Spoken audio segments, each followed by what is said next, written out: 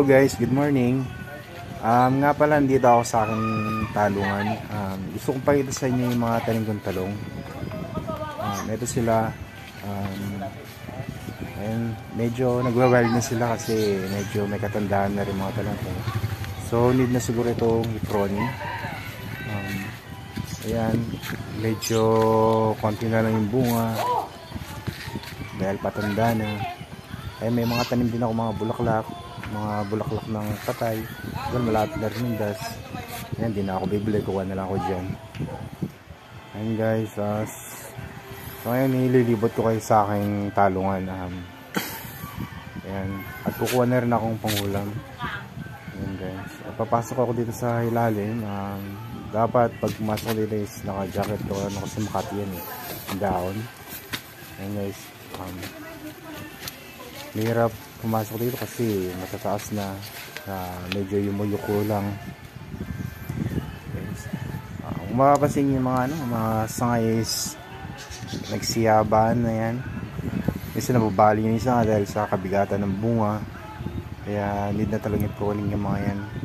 Siguro mag-harvest na ako bukas. Ito guys, nabali ang daan bunga, tapos masyadong mahaba yung sanga, hindi kinaya ng sanga yung kaya nabali. Ayan. Siguro bukas harvest ko na itong mga to, tapos pruning ko na sila. Ayan, may mga malalaki na rin. Minsan kasi may mga bumibili din dito pa isa-isa. Ayan, nagbebenta rin ako. Siguro naman kayang ulamin lahat to, kaya kailangan benta rin kahit paano kita. Ayan guys, may mga tanim din akong papaya rito. Ito, namumulaklak na nga itong isa. Ayan, bali siguro mga December bubunga na itong mga to. Ayan, kinapitan na yung damo. May mga bulaklak na to, tatanggalin mo na yung mga damo. Siguro after nito guys, harvest na ako ng mga bunga, pang ulam lang. Bukas na lang ako mag-harvest talaga kasi may tanghali na rin, mainit na.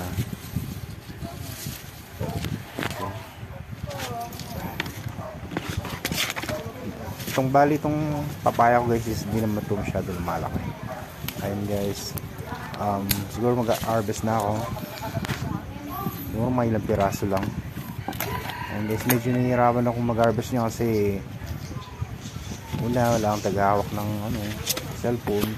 Isa lang ako, tapos nakayupo pa, kaya kahirapan din sa pagpitas.